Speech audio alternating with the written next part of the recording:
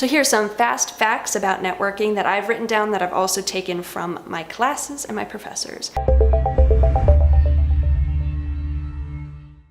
Tip A, if you're in school and you have a professor you like, go network with them. That's an easy in because you see them pretty much every day, every single week. You can go right up to them and just talk to them because that's what they're there for, right? They're teachers. They're excited to tell you what they know. If you never talk to them, you'll never have that resource. Let's say you had a class a year ago with someone that you thought was really cool. If you email them and say, can you write me a recommendation? Can you help me with this thing? They're not gonna do it because if you never met with them in the first place, they're gonna be like, who the hell are you? Because they've got a lot of students. It's the students that stand out and go and actually talk to them are the students that they're gonna help out. Tip B, when you network, just be yourself. It can feel a little intimidating if someone is in a higher up position and you're trying to talk to them. Try not to get too in your head because then it'll feel awkward for everyone. Tip C, if you're networking with someone and you really can't find common ground, you just can't connect, that's fine too. You don't have to force it because when it feels forced, it feels forced. Tip D, keep up with the people you have networked with. You can network over and over and over again and have a whole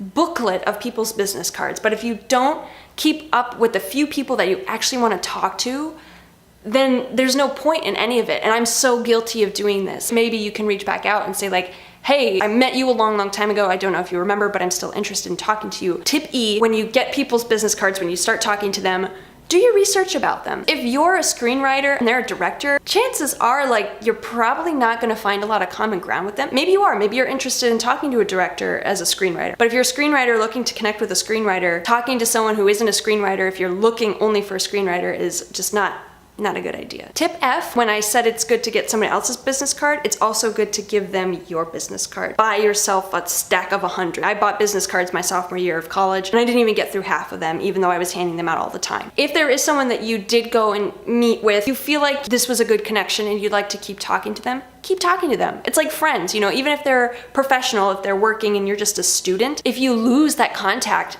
then you're gonna regret it. It's not really a good networking relationship if you are not keeping up with them. If you meet once and then that's it, that doesn't really help you. Even if it feels uncomfortable, it's such a simple email. If you've met with them once, wait a month or 2, 3 tops to check in again. That's another piece of advice I got from one of my professors at school, was that you don't have to constantly meet with them. All you have to do is just send them a little check-in email. Say, hey, how's your life? What are you working on? Any projects that you need help with that I can help you out with? If somebody doesn't get back to you, say that you met someone, got their business card, and you've reached out after a week or 2, and they don't get back, you can email them again. Give it another week or a few days, reach back out again, say, hey, I don't know if you saw my email, but I just would like to chat with you, blah, blah, blah. If they still don't get back, you can try one more time, maybe a couple weeks later. Honestly, people get busy. Genuinely, if you lose a contact that way, it's unfortunate, but it does happen. I've heard stories from professors where people have checked in every single month of every year until they finally got a response. Sometimes that works, depends on the person, but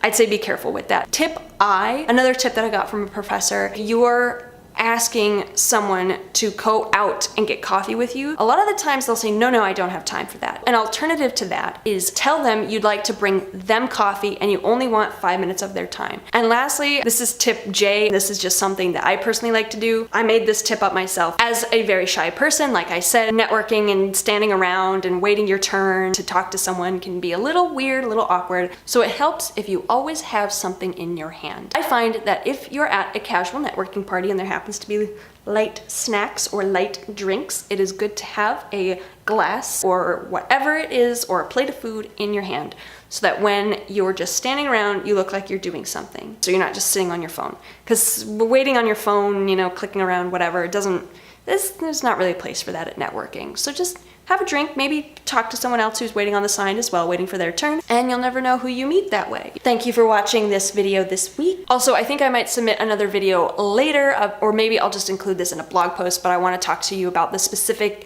networking events that I have been to. Thanks again for watching, and I will see you guys again soon.